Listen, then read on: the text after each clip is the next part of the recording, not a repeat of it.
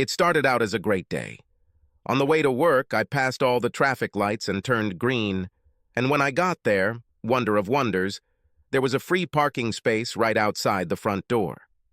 An hour after I arrived at work, Natalie, my secretary, came into my office and said that Tom Snelling was on the second line. I picked up the phone, said good morning, and then listened as Tom told me that, after thinking it over, he was going to sign a contract and collaborate with us. This was a deal I had been working on for almost 2 months, and it was a contract worth over $6 million for my company. Tom said that the signed contract was faxed to me while we were talking. I thanked him profusely, and after he hung up, I went to the fax machine, and sure enough, the contract was there. I took the contract and went to Barry's office. Barry is my boss and the owner of the company, and asked his secretary if she could see if Barry could spare me a few minutes. She checked and he was able to, so I went into his office and told him I was there to brighten his day. I handed him the contract and he looked at it and smiled. He told me that he never thought for a minute that I would succeed with anything.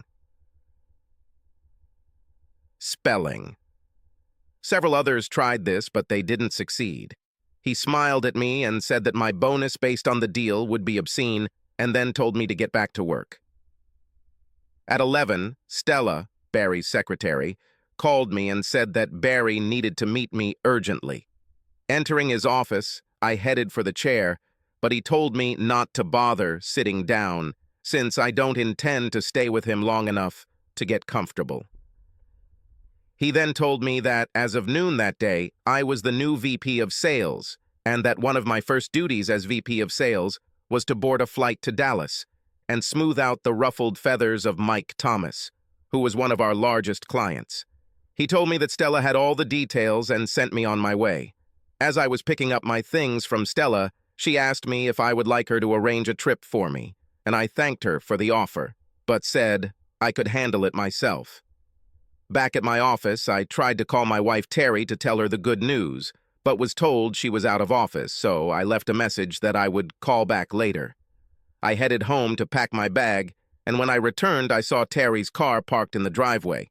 Strange, I thought, as I drove up and parked behind her. As soon as I opened the door of the house, I realized what was happening. "Oh, God, yes, take me, do me good," echoed throughout the house. I walked to the bedroom door and saw my wife of 15 years making love to Randall Cunningham, who was her boss where she worked. They were so into it that they didn't even notice me standing in the doorway, and they made so much noise that they didn't hear the click of my cell phone when I took their picture. I quickly scanned the photos to make sure I had clear shots of the two, and then quietly left the house. It took me 25 minutes to get to Sampson & Sons, and when I got there, I asked if I could see Bart Simpson for a minute. We knew each other quite well, and he stood up to greet me and extended his hand to me as I entered his office. "It's good to see you, Rob, but if you came to ask Terry to lunch, you wasted your time because she's not here. I know exactly where she is, and I also know who she's with. I would like to show you something." And I showed him the photos from my phone. "When did you do this?" "About half an hour ago." "Where?" "In my house. They didn't even notice me when I was taking pictures.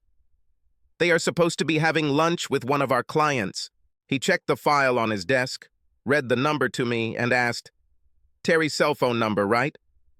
I nodded yes, and he took his phone and called. We waited, and finally his call was answered. "Terry, your husband is here in my office, and he just showed me some very disgusting photos of you and Randall that he took about half an hour ago. You both need to come back here and pick up any personal items you have here, and also go to HR and get your last check. I want there to be no trace of any of you left in this building by 5 o'clock this afternoon." There was a pause, and then, "No, Terry, we have nothing to talk about. Goodbye." He hung up and said, "I'm sorry, Rob. I had no idea. What are you going to do?" "I'll divorce her." "No, I meant as far as my company is concerned." "Nothing. Even if you had rules that prohibited what they were doing, you would have to know what they were doing to enforce them, and it is obvious to me that you had no more idea of what they were doing than I did. We are fine. I'm just sorry I won't see you at company picnics and parties anymore. I stood up, we shook hands, and I turned to leave, but before I got to the door, he said, "One thing before you go get a divorce." I turned to face him.